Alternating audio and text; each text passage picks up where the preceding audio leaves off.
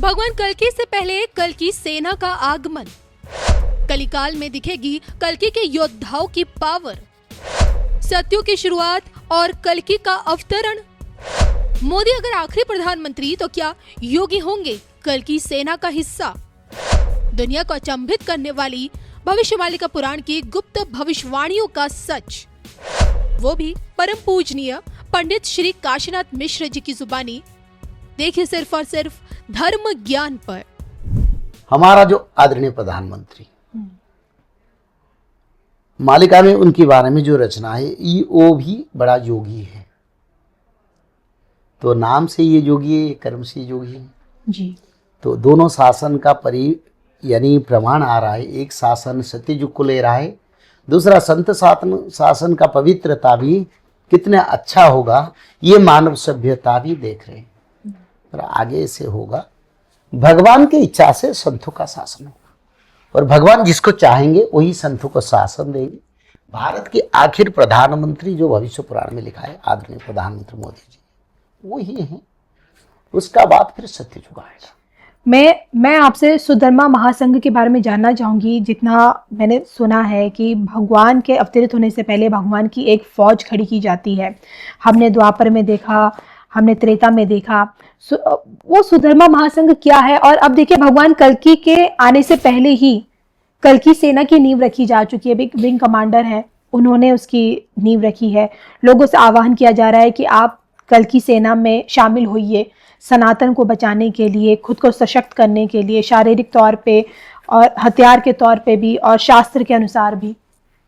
देखिए वो जो कार्य हो रहा है कल्कि सेना, ये बड़ा अच्छा पदक्षेप है। पर कल्कि सेना को नारायणी सेना कहा जाता है।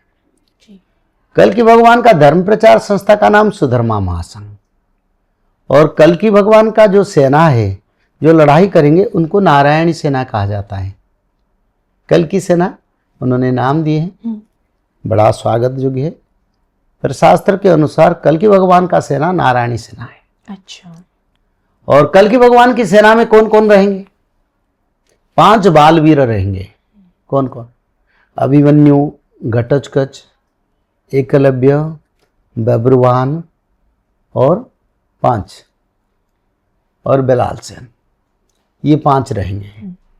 सप्तरथी जैसे महाभारत युद्ध में थे, कृपाचार्य थे जी, अश्वत्थामा थे, द्रोण थे, ये सप्तरथी रहेंगे। 5 पांडव रहेंगे, युधिष्ठिर उनके 4 भाई।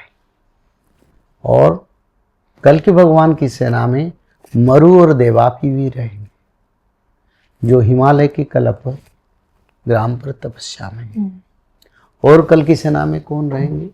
64 सिद्ध ऋषि रहेंगे।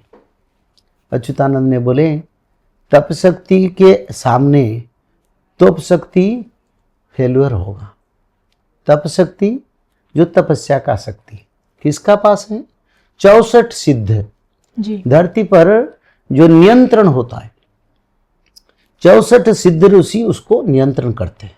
सप्त ऋषि, 64 सिद्ध ऋषि, 60,000 ऋषि मुनि।